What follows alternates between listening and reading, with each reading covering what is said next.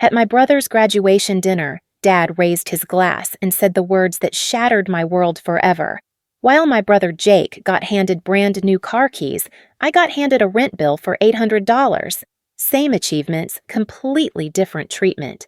But when I asked why he gets rewarded while I get punished, Dad's answer revealed the ugly family truth. Because he's worth it, he said. That's when I knew I had to disappear completely. My silent exit triggered a family meltdown that exposed their hypocrisy to everyone who mattered. The dining room looked perfect that Saturday evening in May. Mom had pulled out her good china, the kind she only used for special occasions like Christmas, or when Dad's boss came over for dinner. The table was set with her grandmother's silverware, and she'd even bought fresh flowers for the centerpiece. Everything about this dinner screamed celebration. Everyone was dressed up like we were heading to church. Jake wore his graduation suit, still crisp from the ceremony 3 hours earlier.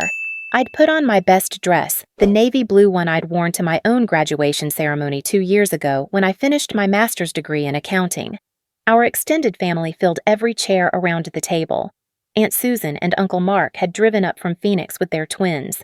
Grandma Betty sat at the head of the table, beaming with pride as she always did when her grandchildren achieved something significant. Even my cousin Rachel had flown in from Denver, claiming she wouldn't miss Jake's big day for anything in the world. The house buzzed with that familiar energy that only comes when the Thompson family gathers to celebrate one of our own. Dad stood at the end of the table, holding his wine glass high above his head like he was about to make the most important toast of his life. His face glowed with genuine pride as he looked at Jake, who sat there grinning like he'd just won the lottery. And in a way, I guess he had. The brand new Honda Civic keys dangled from Dad's finger, catching the light from the chandelier above us. The car had been sitting in our driveway all afternoon, covered with a giant red bow that Mom had insisted on adding for maximum dramatic effect.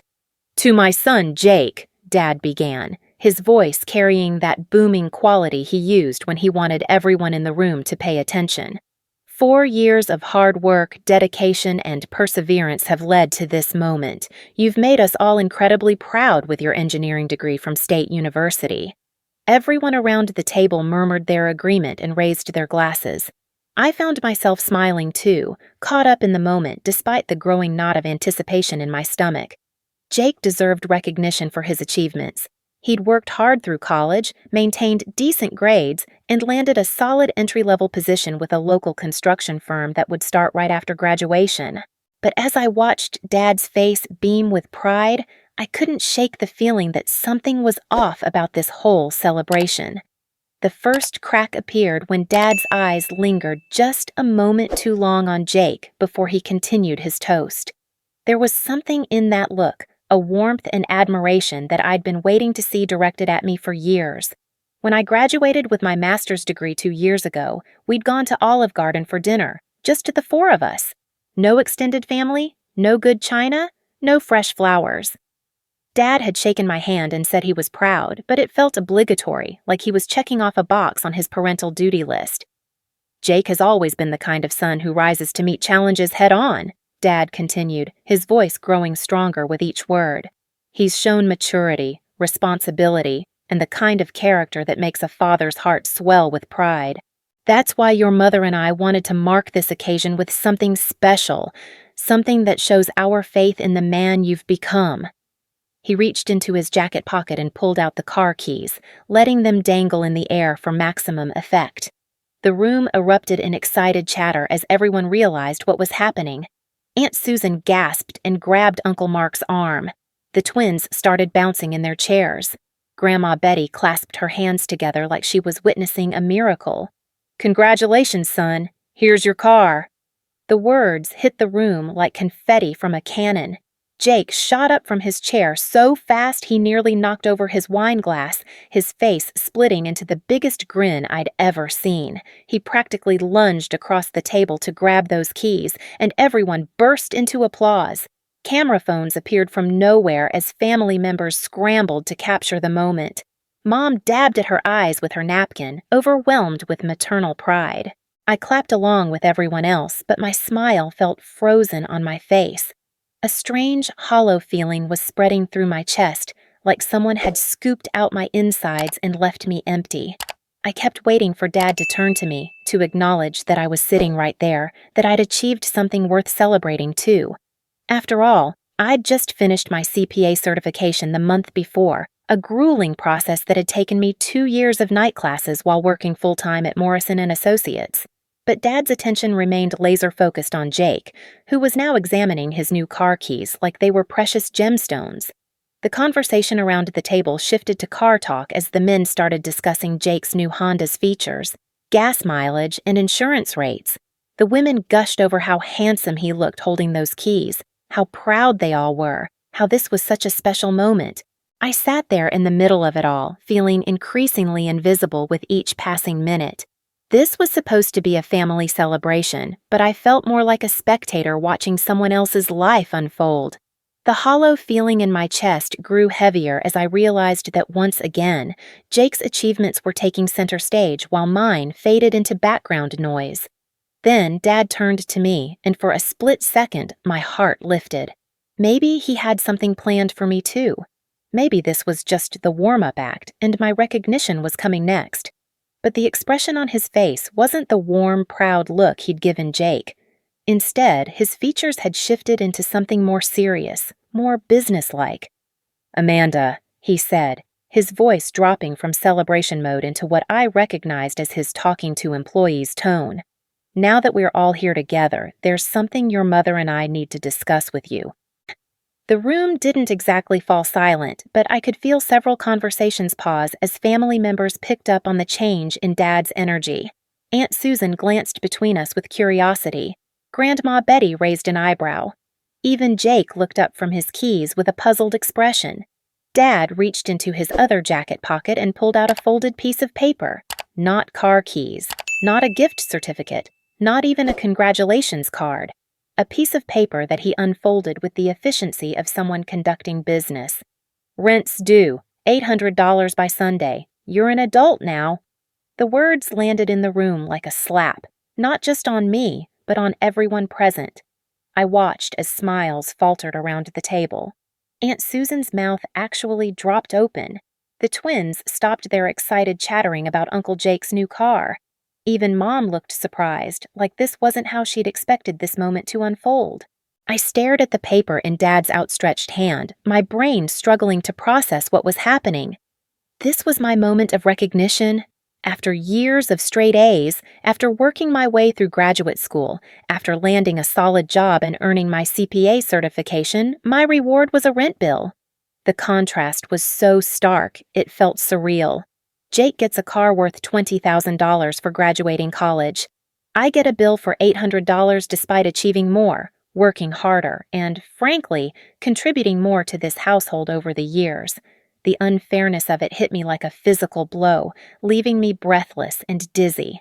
"I don't understand," I said, my voice coming out smaller than I'd intended. "Why am I getting charged rent all of a sudden?" Dad's expression didn't soften. If anything, it grew more rigid, more determined. "Because you're 30 years old, Amanda. You have a good job. You're financially stable, and it's time you started contributing to the household expenses like any other adult would." "But Jake's 28, I pointed out, my voice gaining strength as the shock began to wear off. "He's been living here for free his entire life, just like I have. Why isn't he getting a rent bill too?" The question hung in the air like smoke from a fire nobody wanted to acknowledge. I could see family members exchanging glances, some nodding slightly as if they were wondering the same thing. This was the question that cut to the heart of the matter, the one that exposed the double standard that had been lurking beneath the surface of our family dynamics for years. Dad's jaw tightened, and I recognized the look that appeared in his eyes. It was the same expression he got when employees questioned his decisions at work, or when anyone dared to challenge his authority. "That's different," he said, his voice carrying a warning edge that I'd learned to recognize over the years. "How is it different?" I pressed, feeling something break open inside me. Maybe it was years of swallowed questions finally demanding answers. Maybe it was the sheer injustice of the moment giving me courage I didn't know I possessed.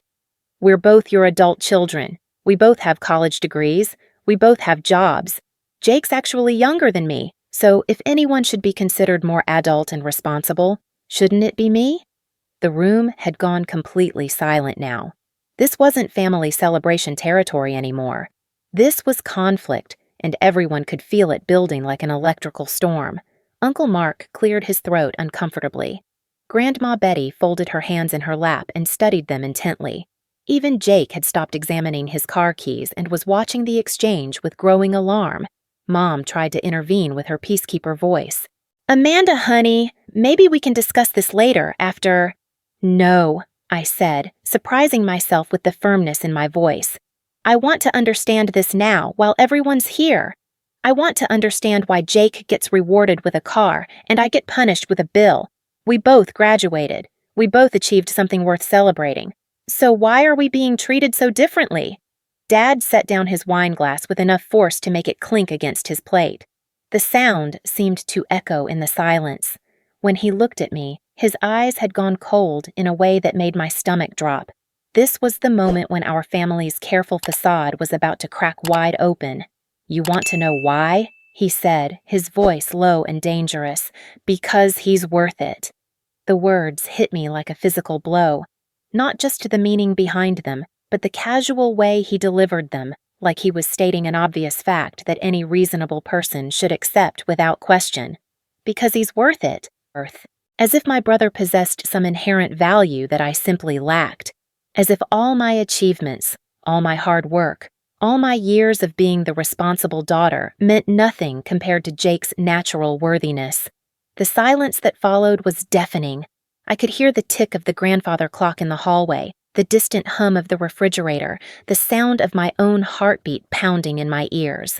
Around the table, family members sat frozen like they'd been caught in the middle of something they never should have witnessed. Aunt Susan was staring at Dad with an expression of complete disbelief. Uncle Mark was studying his hands like they held the secrets of the universe. The twins looked confused, picking up on the tension but not understanding its source. Grandma Betty's face had gone pale, her lips pressed into a thin line of disapproval. But it was Jake's expression that cut me the deepest. He wasn't looking proud anymore. He wasn't grinning about his new car. Instead, he was staring at Dad with something that looked like horror, as if he was seeing something in our father that he'd never noticed before. The car keys lay forgotten on the table in front of him. "Dad," Jake said quietly, his voice barely above a whisper. "That's not— You can't just say that." But Dad's attention remained fixed on me, his face set in stone. "It's the truth, Jake. Sometimes the truth isn't comfortable, but it is what it is. Amanda needs to learn that life isn't fair, and the sooner she accepts that, the better off she'll be." The hollow feeling in my chest had transformed into something else entirely. It was rage, pure and simple, but it was a cold rage, the kind that brings clarity instead of confusion. For the first time in my 30 years of life, I was seeing my family's dynamics with perfect crystalline clarity. I wasn't the daughter who'd worked 2 jobs to pay for graduate school. I wasn't the child who'd never asked for anything, who'd been responsible and independent and everything parents claim they want their kids to be. I was the disappointment, the one who somehow failed to measure up to an impossible standard I'd never even known existed. Jake was the golden child, the one who could do no wrong, the one whose achievements were celebrated while mine were footnotes. And Dad had just made it official, in front of our entire extended family, that my brother was simply worth more than I was. The realization should have been devastating, and in some ways it was, but it was also liberating. For years, I'd been trying to earn something that was never going to be available to me. I'd been competing in a game where the rules were rigged from the start. I looked around the table at my family members, these people who'd watched me grow up, who'd seen me work and struggle and achieve. Some of them looked uncomfortable, others looked angry on my behalf. But none of them were going to challenge Dad's declaration. None of them were going to stand up and say what everyone in that room knew to be true. That what he'd just said was cruel and unfair and wrong. "I see," I said finally, my voice steady despite the earthquake happening inside my chest. "Thank you for clarifying that." I stood up from my chair with careful dignity, placed my napkin beside my plate, and looked around at the table one more time. These people who I'd thought were my family, my support system, my tribe. But families don't work this way. Families don't pit children against each other. Families don't declare one child worth more than another. "Congratulations on your graduation, Jake," I said, and I meant it. None of this was his fault. "I hope you enjoy your car." Without another word, I walked out of the dining room, up the stairs, and into my childhood bedroom. Behind me, I could hear the explosion of voices as everyone started talking at once, but I didn't care what they were saying anymore. I had more important things to focus on. I had a life to plan. In my childhood bedroom, surrounded by memories of a family that had never truly existed, the fog of confusion finally lifted. I sat on my twin bed with its faded purple comforter, staring at the participation trophies and honor roll certificates that lined my bookshelf. 30 years of trying to earn love that was never available to me. 30 years of competing in a rigged game where I was destined to lose before I even knew I was playing. The revelation hit me like lightning striking twice in the same spot. This wasn't the first time Dad had chosen Jake over me. This was just the first time he'd been so brutally honest about it. My mind began replaying scenes from our childhood with this new understanding, and suddenly everything made perfect sense. When Jake struggled with math in middle school, Dad hired an expensive tutor and spent hours helping with homework. When I struggled with the same subject 2 years later, I was told to figure it out myself because it would build character. Jake's college tuition was paid in full by our parents. I worked nights at a restaurant and took out student loans that I'm still paying off. When Jake got his first apartment after college and couldn't make rent, Dad quietly covered it for 6 months. When I needed help with my car payment during my unpaid internship, I was lectured about financial responsibility. The pattern was so clear now that I couldn't believe I'd missed it for so long. Every family gathering where Jake's minor accomplishments were celebrated while my major ones went unnoticed. Every birthday where his gifts were thoughtful and expensive while mine felt like afterthoughts. Every conversation where Dad's voice changed when he talked about his son versus when he talked about his daughter. I wasn't imagining it. I wasn't being dramatic or oversensitive. I was the family scapegoat, and Jake was the golden child. The realization should have destroyed me, but instead it filled me with a strange sense of peace. For the first time in my adult life, I understood exactly where I stood. The sounds from downstairs had quieted considerably.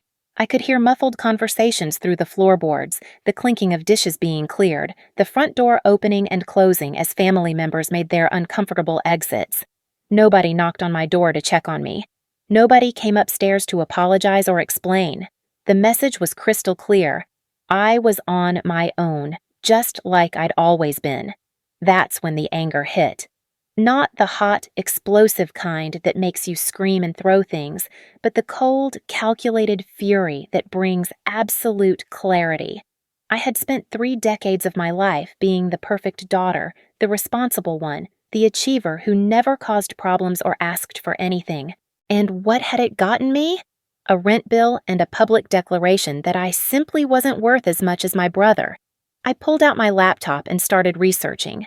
Within an hour, I had a complete understanding of golden child versus scapegoat dynamics in narcissistic family systems. I read article after article about parents who play favorites, who pit their children against each other, who use love as a weapon to control behavior. Every description matched my family perfectly. The more I read, the angrier I became, not just at Dad, but at myself for accepting this treatment for so long. How had I convinced myself that this was normal? How had I spent 30 years chasing the approval of someone who was fundamentally incapable of giving it to me?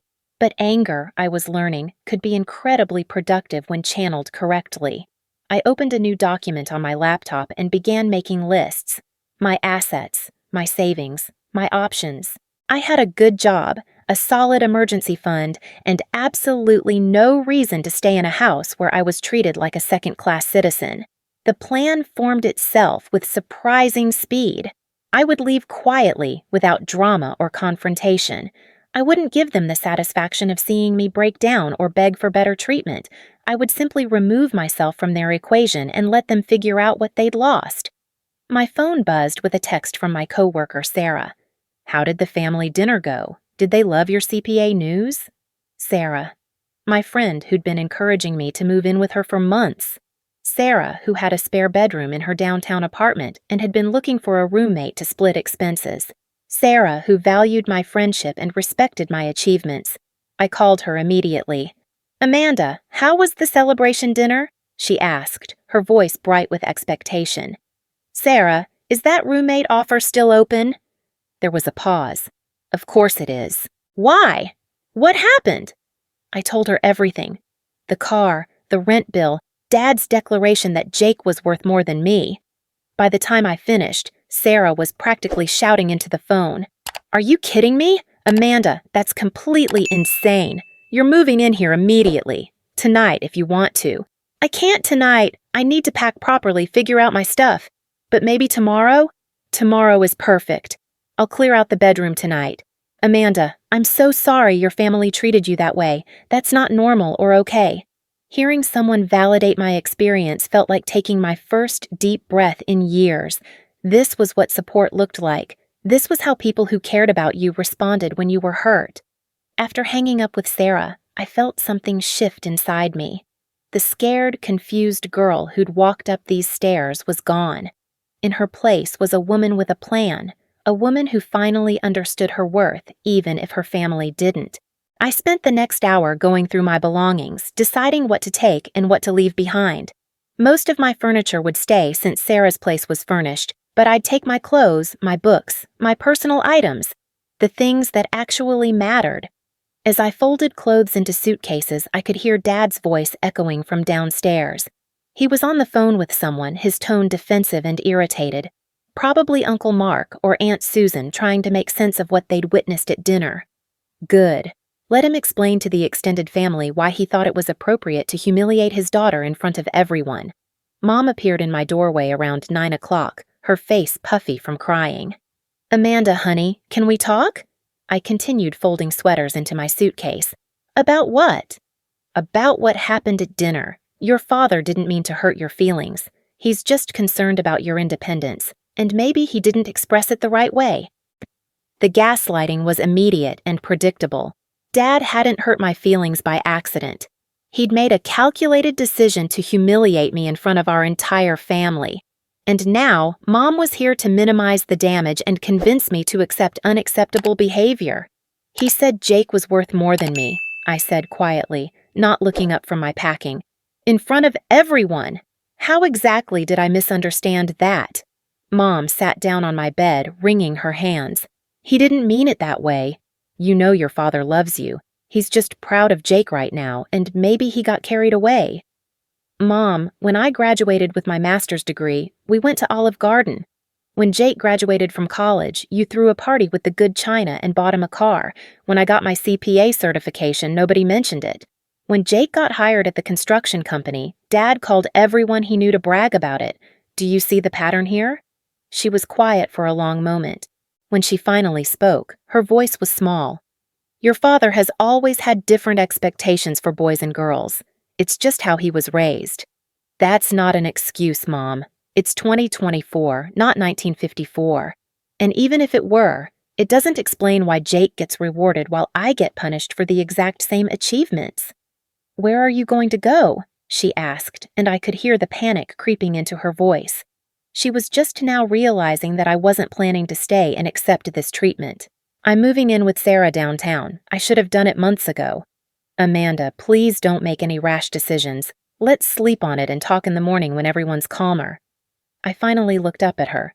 There's nothing rash about this decision, Mom. I've been thinking about it for a long time. Tonight just gave me the clarity I needed. She tried arguing with me for another 20 minutes, alternating between guilt trips about abandoning the family and promises that things would be different if I just stayed. But I could hear the hollowness in her words. She knew as well as I did that nothing would change.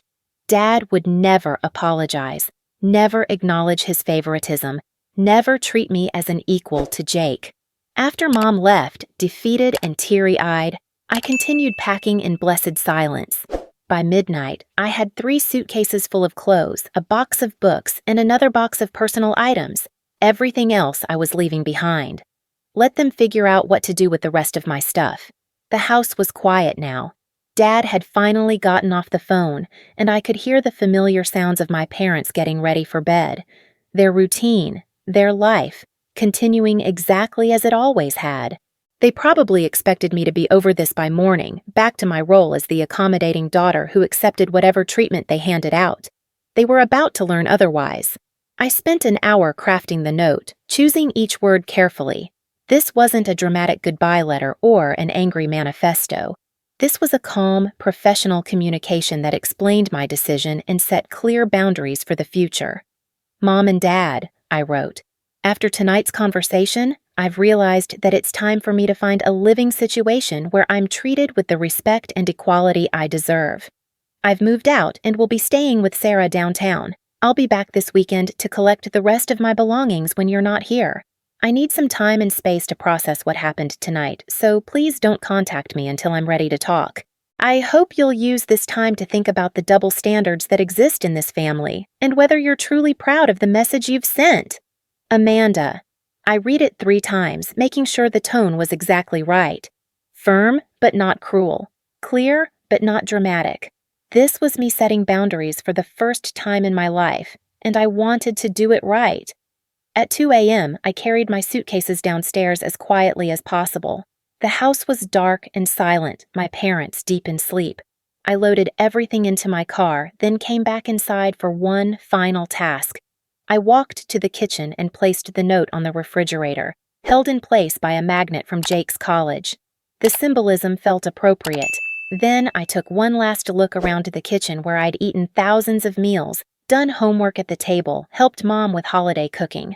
This had been my home for 30 years, but it had never truly been my sanctuary. I locked the door behind me and drove away from the house where I'd grown up, where I'd learned to believe that love was something you earned through achievement and perfect behavior, where I'd spent 3 decades trying to solve an equation that was missing essential variables. The downtown streets were empty at this hour, peaceful and full of possibility. Sarah's building came into view, and I felt something I hadn't experienced in years, excitement about my future. For the first time in my adult life, I was making a decision based on what I deserved rather than what others expected from me. I slept until noon in Sarah's spare bedroom, waking up to the sound of coffee brewing and the smell of bacon. Sarah had taken the day off work to help me settle in, and she greeted me with a huge hug and a plate of breakfast. "How do you feel?" she asked, studying my face carefully. "Free," I said, and I meant it. Scared, but free. We spent the day talking through everything that had happened, with Sarah providing the kind of emotional support I'd been craving my entire life. She listened without judgment, validated my feelings without minimizing them, and helped me see that my family's dysfunction wasn't my fault or my responsibility to fix. Around 3 o'clock, my phone started buzzing. First Jake, then Mom, then Dad. I let every call go to voicemail, not ready to engage with their damage control efforts. By evening, I had 17 missed calls and 12 text messages, each one more frantic than the last. Jake's messages started apologetic and confused. "Amanda, what's going on? Mom said you moved out? Can we talk?" But as the day progressed and I didn't respond, his tone shifted to panic. "Please call me back. Dad's losing his mind. Where are you?" Mom's messages were pure guilt. "Amanda, please come home. We can work this out. Your father is worried sick." Worried sick that he might actually face consequences for his behavior, more likely. But it was Dad's final message that told me everything I needed to know about how seriously they were taking this situation. His voice was tight, with barely controlled anger. "Amanda, this is ridiculous. You're being completely unreasonable. Come home immediately so we can discuss this like adults." Even now, even after I'd removed myself from his control, he still thought he could demand my compliance. Still thought he could dictate the terms of our relationship. Still thought I owed him my presence regardless of how he treated me. I showed the messages to Sarah, who just shook her head in amazement. "Do you hear how he's talking to you? Even in his apology attempt, he's being controlling and dismissive. This is not how healthy families communicate." That night, I did something I'd never done before. I blocked all of their numbers. Not permanently, but I needed space to think without their constant attempts to pull me back into their drama. I needed time to figure out who I was when I wasn't trying to earn their approval. The next few days passed in a strange, peaceful blur. I went to work, came home to Sarah's apartment, and slowly began building a life that was entirely my own. No walking on eggshells around Dad's moods. No watching Jake get praised for basic adult functions while my achievements went unnoticed. No mom trying to manage everyone's emotions while enabling Dad's behavior. Sarah was an incredible roommate, giving me space when I needed it, and company when I didn't want to be alone. Her friends welcomed me into their circle with warmth and genuine interest in getting to know me. For the first time in years, I was spending time with people who valued my thoughts and opinions, who asked about my work and actually listened to my answers. On Thursday night, my friend Lisa from work called with gossip that made my blood run cold and my heart sing simultaneously. "Girl, you are not going to believe what I heard through the accounting network today. You know how word travels fast in our industry?" "What happened?" "Apparently, your brother Jake called Morrison and Associates trying to get your work address. He told the receptionist he was your brother and that there was a family emergency. But here's the thing. Janet in HR used to work with my friend Michelle at the county office, and Michelle's husband works at the same construction company as Jake." I felt my stomach drop. What did Michelle's husband say? "That Jake's been a complete mess at work this week. Apparently, he's been calling out sick, showing up late, and when he is there, he's constantly on his phone trying to reach you. His supervisor actually pulled him aside yesterday to ask if everything was okay at home." The picture Lisa painted over the next 20 minutes was both satisfying and disturbing. Jake, it seemed, was falling apart without me there to manage the household responsibilities he'd never had to think about before. He'd been asking Mom how to do his own laundry, where the extra toilet paper was kept, and how to operate the washing machine. Simple adult tasks that he'd never needed to learn because I'd been handling them quietly in the background. But it was the information about Dad that really shocked me. According to Michelle's husband, who'd heard it from Jake during their lunch break, Dad had been calling every mutual friend and family member they had, trying to get information about where I was staying. He'd even driven by Morrison and Associates hoping to catch me leaving work. The way Michelle's husband tells it, your brother's basically having a breakdown because he's realizing how much you actually did around the house. And your dad is furious because no one will tell him where you are and he can't control the situation. After hanging up with Lisa, I sat in Sarah's living room processing this information. Part of me felt vindicated. They were finally understanding what they'd lost. But another part of me felt sad for Jake, who was clearly struggling with the realization that our family dynamics weren't as healthy as he'd believed. The next morning brought a knock on Sarah's door that made my heart race. Through the peephole, I could see Jake standing in the hallway, looking haggard and desperate. His hair was messy, his clothes wrinkled, and he had dark circles under his eyes like he hadn't slept in days. I opened the door but didn't invite him in. "How did you find me?" "I followed you from work yesterday," he said, his voice raw with exhaustion. "Amanda, please, we need to talk.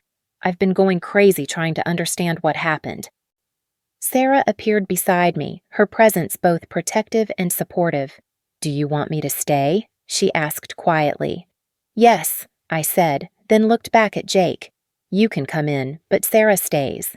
Jake nodded quickly, grateful for any opportunity to talk. He followed us into the living room and sat on the edge of Sarah's couch like he might need to run at any moment. "I've been thinking about what Dad said at dinner," he began, his hands shaking slightly. "About me being worth it and you not being worth it. Amanda, that was so wrong. I should have said something right then, but I was in shock. I couldn't believe he actually said that out loud." "But you weren't surprised by the sentiment," I said quietly. "Were you?" Jake was quiet for a long moment, staring at his hands. I guess I always knew he treated us differently, but I told myself it was because we were different people with different needs. I never thought about it from your perspective." "Tell me what you figured out this week." He laughed bitterly. "Everything. I figured out everything. Did you know that you've been doing my laundry mixed in with yours for the past 2 years? Did you know that you're the one who always restocks the bathroom supplies and buys the groceries and keeps track of when bills are due?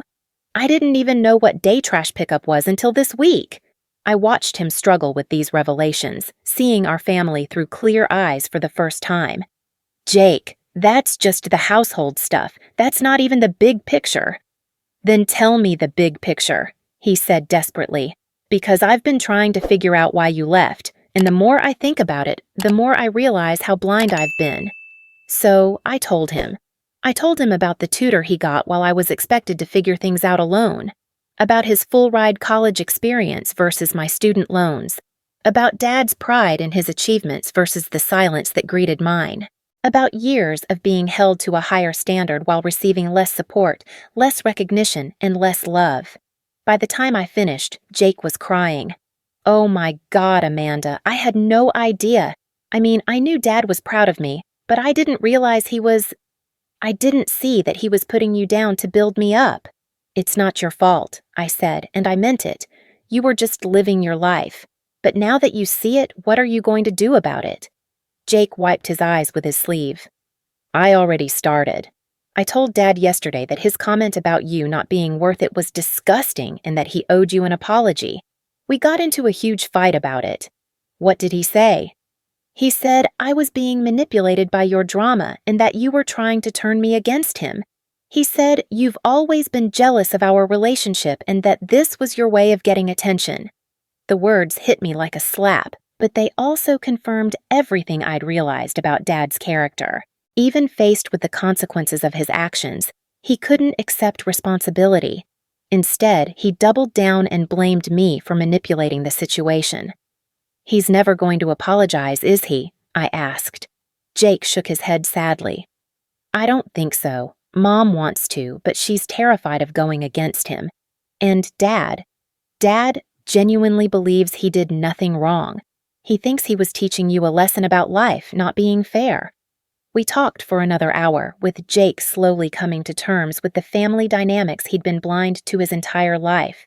He apologized repeatedly, not just for his role in the favoritism, but for not seeing my struggles sooner.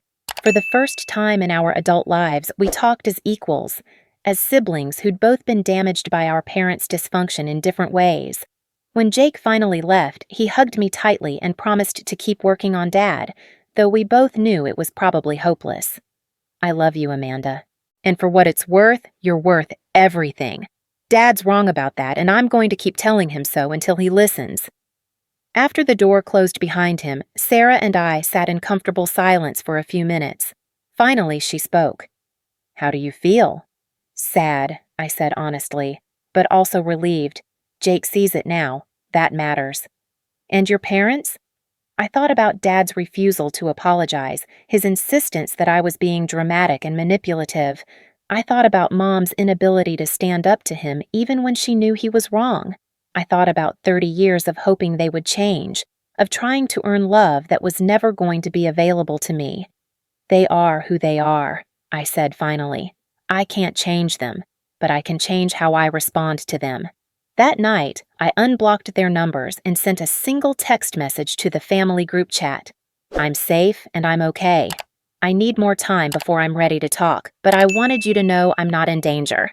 Please respect my boundaries and give me the space I've asked for. Dad's response came within minutes. Stop being ridiculous and come home. Mom's response came an hour later. We love you and miss you. Take all the time you need. Jake's response came last. I understand. I'm here when you're ready.